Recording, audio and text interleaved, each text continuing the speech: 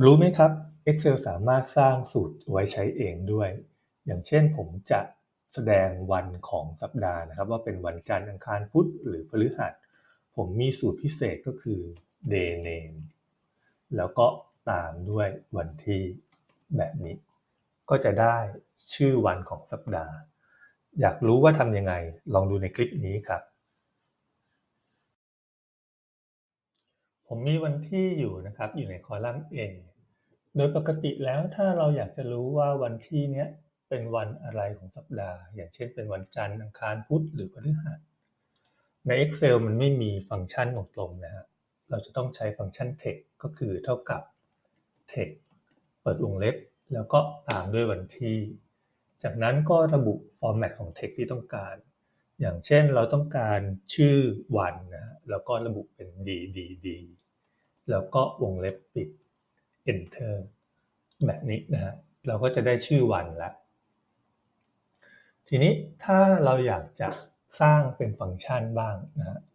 เราอยากจะสร้างฟังก์ชันเฉพาะเจาะจงเลยว่าเป็นชื่อวันใน Excel สามารถทำได้นะครับโดยใช้ตัวฟังก์ชัน lambda ช่วยนะฮะวิธีทำอย่างกรณีนี้นะฮะจะเท่ากับแล้วก็ตามด้วย lambda จากนั้นให้ระบุนะฮะว่าตัว parameter เป็นอะไรตัว parameter ของเรานะฮะเราจะระบุเป็น date นะฮะเป็นตัวแปรชื่อ date จากนั้นเราจะบอกว่าการคำนวณเนี้ยจะคำนวณยังไงนะฮะเราจะใช้ฟังก์ชัน text ตามด้วยตัวแปรที่เป็น date นะฮะจากนั้น format text เราจะระบุว่าเป็น dd นะฮะก็คือโชว์เป็น date แบบนี้นะฮะปิดวงเล็บของ text แล้วก็ปิดวงเล็บ lambda อันนี้ก็คือโครงสร้างของตัวสูตร lambda นะฮะทีนี้ถ้าเราอยากจะเทสสูตรว่าสูตรนี้ใช้ได้ไหมนะฮะเราต้องใส่ตัวแปรจริงเข้าไปผมจะใส่เป็นอ้างอิงเป็นช่อง A1 ตรงนี้นะฮะแล้วก็วงเล็บปิดแล้วก็ enter คำตอบได้ถูกต้องนะฮะแบบนี้ถือว่าใช้ได้กรณีนี้นะฮะเป็นตัวอย่างของการสร้างหนึ่งตัวแปรทีนี้ถ้าเรามีการคำนวณที่มี2ตัวแปรวิธีทำก็คล้ายๆกันนะฮะอย่างเช่นผมมีข้อมูลเป็นหาพื้นที่สามเหลี่ยมนะฮะมีฐานเท่ากับ5แล้วก็สูงนะครับ h e i g h t ความสูงเท่ากับ10ผมต้องการหาพื้นที่สามเหลี่ยมตัวนี้นะฮะสูตรพื้นที่สามเหลี่ยมก็1/2คูณฐานคูณสูงเพราะฉะนั้นผมจะใช้ lambda นะครับ lambda แบบนี้ตามด้วย parameter นะครับหรือว่าตัวแปรแรกก็คือ base ก็คือฐานแล้วก็ตัวแปรที่2ก็คือสูง h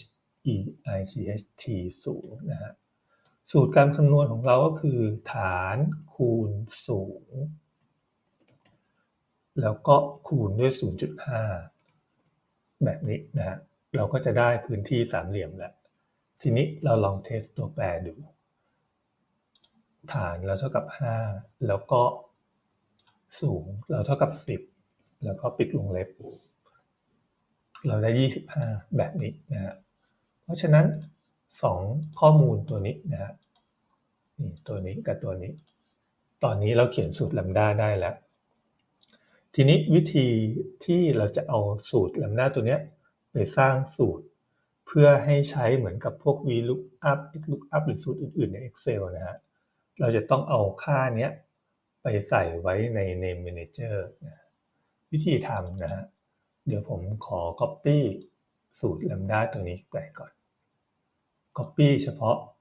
lambda นะครับตัวแปรด้านหลังตัวนี้เราไม่เอาตัวนี้เราไม่เอาเฉพาะด้านหน้าผมกด Ctrl C Copy แล้วก็กด Escape ออกไปนะทีนี้เราไปที่ Formula นะแล้วก็ไปที่ Name Manager จากนั้นกด New ตรงนี้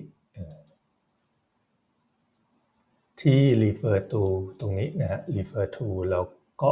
แปะสูตรของเราลงไปแล้วก็ Name แล้วก็ตั้งชื่อสูตร สูตรตัวนี้ผมจะตั้งชื่อเป็น day name เพราะว่าเป็นการโชว์ชื่อวันนะฮะแล้วก็คอมเมนต์เราสามารถระบุได้นะฮะอย่างเช่นผมจะอ้างอิงบอกว่าอันนี้คือการ display name of day อย่างนี้แล้วก็กดโอเคสูตรที่เราสร้างนะครับมันก็จะเข้ามาอยู่ในส่วนนี้แล้วก็กด close ได้เลยตอนนี้เราสามารถใช้สูตรได้แล้วผมลองเทสดูนะครับผมเท่ากับ day มันจะมี day name ขึ้นมาอยู่นี่แหละ day name แล้วก็อ้างอิงวันนะฮะผมอ้างอิง A1 วงเล็บปิด enter โอเคใช้ได้แล้วลองอ้างอิงหลายๆวันดูบ้างเป็น array แบบนี้ก็ใช้ได้เหมือนกันนะทีนี้ตัว2สูตร2ตัวแปรตัวนี้นะฮะสูตรสามเหลี่ยมเนี่ยเราลองไปบ้างเรา copy ท่อนนี้นะฮะ Ctrl C copy ไปแล้วก็ไปที่ name manager แล้วก็ไป new นะฮะจากนั้นก็ place สูตรนี้เข้าไปแล้วก็ตั้งชื่อนะสูตรหาพื้นที่สามเหลี่ยมผมตั้งชื่อเป็น triangle นะครับ triangle triangle นะฮะกดโอเค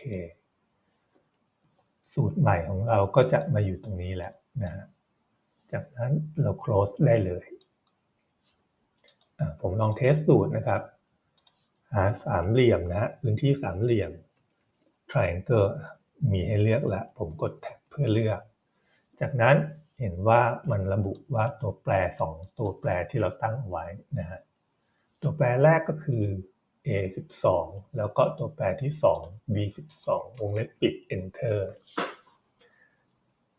แบบนี้นะฮะเราสามารถใช้ได้แล้ว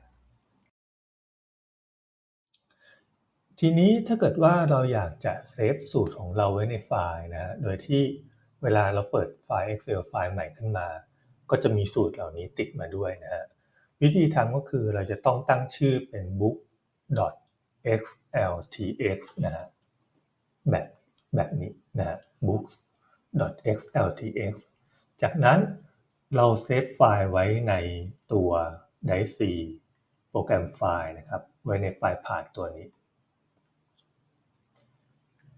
จากนั้นนะฮะเวลาเราเรียกใช้ไฟล์ขึ้นมานะฮะผมปิดตัวนี้ก่อนเวลาเรียกใช้ไฟล์นะครับเราไปที่ไฟล์ Excel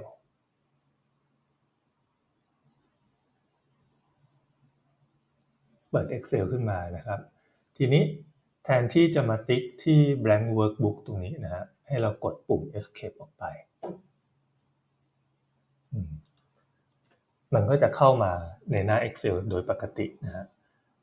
แล้วในนี้มันก็จะมี